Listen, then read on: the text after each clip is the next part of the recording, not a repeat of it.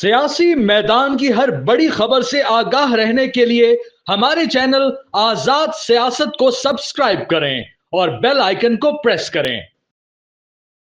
عمران خان نے army chief کو تیسرا خط لکھ دیا ہے۔ ان کے تیسرے خط سے پہلے یا تیسرے خط کے بعد، اب یہ ٹائمنگ ذرا دلچسپ ہوگی کہ آرمی چیف نے پہلے بات کی ہے یا خط تیسرا پہلے لکھا گیا ہے، لیکن بہرحال آرمی چیف نے کہا ہے کہ انہیں کوئی خط نہیں ملا، اور اگر ملے گا تو وہ وزیر اعظم کو بھیج دیں گے۔ اس کا مطلب ہے کہ وہ 100 خط بھی لکھ لیں تو آرمی چیف ان خطوں پر توجہ دینے کے لیے تیار نہیں، یا اس خط و خطابت کے حق میں نہیں ہے۔ میں یہ بھی سمجھتا ہوں کہ یہ خط و خطابت آرمی چیف کے لیے ہے ہی نہیں۔ اگر آرمی چیف کو خط لکھنا ہو تو براہ راست آرمی چیف کو ایڈریس کر کے خط پوسٹ کر سکتے ہیں یا خط بھیج سکتے ہیں۔ یہ خط میڈیا ٹرائل کا حصہ ہے، جو فوج کے خلاف تحریک انصاف ایک میڈیا ٹرائل جاری کر رکھے ہوئی ہے۔ یہ خط ان ٹویٹس کا حصہ ہیں جو وہ عمران خان فوج کے خلاف کرتے ہیں، جس کو باقی تحریک انصاف ری ٹویٹ نہیں کرتی۔ یہ خط اس میڈیا ٹرائل کا حصہ ہے جو جس قسم کی ویڈیوز عمران خان کے ٹویٹر اکاؤنٹ سے فوج کے خلاف ٹویٹ کی گئیں۔ تو یہ فوج کے خلاف جو ایک کیمپین جاری ہے، جس کے تحت 9 مئی کیا گیا، جس کے تحت اور دنیا میں پاکستان فوج کے خلاف پروپیگنڈا کیا جاتا ہے، یہ خطوط اس پروپیگنڈا مہم کا حصہ ہے۔ یہ خطوط کوئی فوج کے ساتھ ڈپلومیسی کا حصہ نہیں ہے، یہ خطوط کوئی فوج آرمی چیف کے ساتھ بات چیت کا راستہ نہیں ہے۔ یہ خطوط فوج کی تضحیک کے لیے لکھے جا رہے ہیں، یہ خطوط فوج کو بدنام کرنے کے لیے لکھے جا رہے ہیں، یہ خطوط فوج کی ساکھ کو تباہ کرنے کے لیے لکھے جا رہے ہیں۔ یہ خطوط ایک ایجنڈے کے تحت لکھے جا رہے ہیں جس میں فوج کی ساکھ کو تباہ کرنا مقصود ہے، جس پر تحریک انصاف گزشتہ 1.5-2 سال سے کام کر رہی ہے۔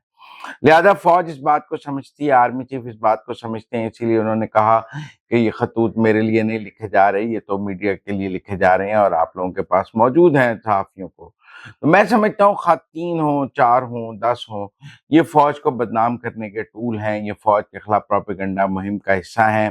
اس سے کوئی بات چیت کا راستہ نہیں کھلے گا، بلکہ بات چیت کے دروازے بند ہوں گے۔ ہر خط فوج اور تحریک انصاف کے درمیان فاصلوں کو بڑھا رہا ہے۔ ہر خط فوج اور تحریک انصاف کے درمیان کھلنے والے راستوں کو بند کر رہا ہے۔ ہر خط فوج اور تحریک انصاف کے درمیان کشیدگی کا اضافہ کر رہا ہے۔ ہر خط فوج اور تحریک انصاف کے درمیان بد اعتمادی بڑھا رہا ہے۔ لہذا مجھے نہیں لگتا کہ ان خطوط سے کا مقصد کوئی بہتری ہے۔ یہ خطوط فساد پھیلانے کے لیے لکھے جا رہے ہیں، یہ خطوط ملک میں سول وار کرانے کے لیے لکھے جا رہے ہیں، یہ خطوط عوام اور فوج کو لڑوانے کے لیے لکھے جا رہے ہیں۔ اس کے علاوہ ان خطوط کا کوئی مقصد نہیں ہے۔ یہ درست ہے کہ اس میں عمران خان کو ابھی تک کوئی کامیابی نہیں ہوئی ہے۔ ان خطوط کے نتیجے میں وہ جو حاصل کرنا چاہتے تھے وہ ممکن نہیں ہو سکا ہے، نہ 9 مئی کو ممکن ہو سکا ہے، نہ آج ممکن ہو سکا ہے۔ لوگ فوج کے ساتھ کھڑے نظر آتے ہیں، فوج کے خلاف کوئی احتجاج نہیں ہے، وہ بار بار لوگوں کو فوج کے خلاف سڑکوں پر لانے کی کوشش کرتے ہیں، اور اس میں عمران خان کو ہر بار ناکامی ہوتی ہے۔ یہ خطوط بھی لوگوں کو فوج کے خلاف سڑکوں پر لانے کے لیے کی کوشش ہے، جس میں انہیں پھر ناکامی ہو رہی ہے۔ 26 نومبر کو بھی ناکامی ہوئی، اب بھی ناکامی ہے۔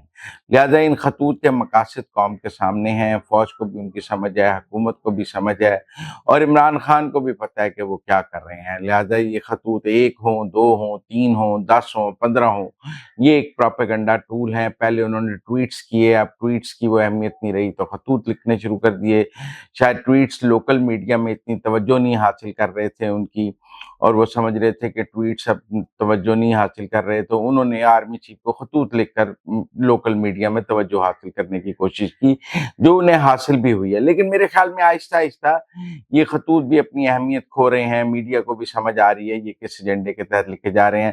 پھر ایک سٹیج آ جائے گی کہ یہ خط کوئی خبر نہیں رہیں گے اور ان کو میڈیا میں کوئی توجہ حاصل نہیں رہے گی۔ ٹرمپ اور مودی کی ملاقات میں عمران خان سے متعلق سوال نہیں ہوا۔ تحریک انصاف اوورسیز کی، بالخصوص پی ٹی آئی USA کی بہت کوشش تھی کہ عمران خان سے متعلق سوال ہو جائے۔ ہمارے پی ٹی آئی کے یوٹیوبرز ہمیں بار بار یہ نوید سنا رہے تھے کہ 13 فروری کو ٹرمپ کا عمران خان کے متعلق بڑا بیان آ جائے گا. وہ بڑا بیان ایک سوال کے نتیجے میں ہی ان کو جواب سے توقع تھی، لیکن ایسا لگتا ہے کہ جو میڈیا ٹرمپ اور مودی کو کور کر رہا تھا وہ P T I U S سے اس کو ان میں سے کسی ایک کو بھی مینیج نہیں کر سکی. انڈین میڈیا نے بھی عمران خان کا سوال کرنے سے انکار کیا، کیونکہ انڈیا کے اپنے یو ایس سے کافی ایشوز ہیں. ٹیرف کا ایشو ہے، ڈپورٹ کیے جا رہے ہیں انڈین. وہ ایسے میں عمران خان کا سوال کیوں کرتے؟ وہاں ٹیرفز کا سوال ہوا ہے، وہاں یو ایس انڈیا ریلیشنز کا سوال ہے، وہاں ڈپورٹ کرنے کا سوال ہے. جو امریکن میڈیا ہے وہ بھی اس کی بھی ٹیرف میں دلچسپی نہیں تھی. تو عمران خان ایک ٹاپک ہی نہیں تھا ایجنڈے کا.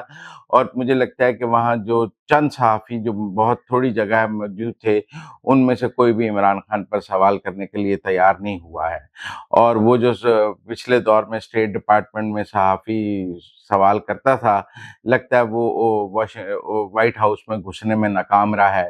جو ایک صحافی ان کے ساتھ تھا جو بار بار عمران خان کا سوال اسٹیٹ ڈپارٹمنٹ کی بریفنگ میں کرتا تھا، لگتا ہے وہ وائٹ ہاؤس گھسنے میں اب ناکام رہا ہے اور وہ بھی اب کہیں نظر نہیں آ رہا ہے. ویسے تو رچرڈ گرنیل کے ٹویٹ بھی نظر نہیں آ رہے اور بھی کچھ نہیں نظر آ رہا، وہ صحافی بھی نہیں نظر آ رہا. میرے خیال میں P T I U S A کی ناکامی ہے.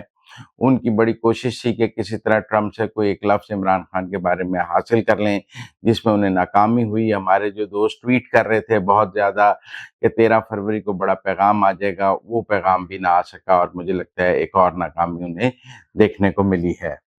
جنرل فیاض حمید کے فیلڈ کورٹ مارشل کے فیصلے کا سب کو انتظار ہے اور اطلاعات تو یہی ہیں کہ فیلڈ کورٹ مارشل مکمل ہو گیا ہے اور اب سزا کے تعین کی سٹیج چل رہی ہے. پھانسی اور عمر قید میں سے کوئی ایک سزا ہونی ہے. جہاں تک میری اطلاعات ہیں فیلڈ کورٹ مارشل کی کارروائی مکمل ہو گئی ہے. ساری کارروائی مکمل ہو کر اب جو فیلڈ کورٹ مارشل کا طریقہ ہے کہ سزا کے تعین کا جو طریقہ ہوتا ہے اور اس میں جو ڈیلیبریشن ہوتی ہے وہ جاری ہے. پھانسی یا عمر قید اس میں سے کوئی ایک سزا متوقع کی جا رہی ہے اور مجھے لگتا ہے آئندہ آنے والے چند ہفتوں میں ہم یہ سزا کا اعلان دیکھ سکیں گے، کیونکہ جہاں تک میری اطلاعات ہیں فیلڈ کورٹ مارشل کی کارروائی مکمل ہو گئی ہے. گواہوں کے بیان، جرح، شہادتیں، ہر چیز مکمل ہو گئی ہے. کچھ کاغذات بھی جنرل فیاض حمید کے پاس سے ملے ہیں جو ان کے پاس نہیں ہونے چاہیے تھے اور وہ جاتی دفعہ ساتھ لے گئے تھے، وہ ان کے گھر سے ریکور ہوئے ہیں. وہ چارج بھی ان کے اوپر موجود ہے. تو مجھے امید ہے کہ آئندہ چند ہفتوں میں ہم یہ سزا دیکھ سکیں گے. اب یہ سزا کیا ہوگی؟ کیا یہ پھانسی ہے یا عمر قید ہے؟ یہ ایک بڑا سوال ہے اور مجھے لگتا ہے عمر قید سے کم سزا نہیں ہوگی، لیکن پھانسی اور عمر قید میں سے کوئی ایک سزا ہو سکتی ہے.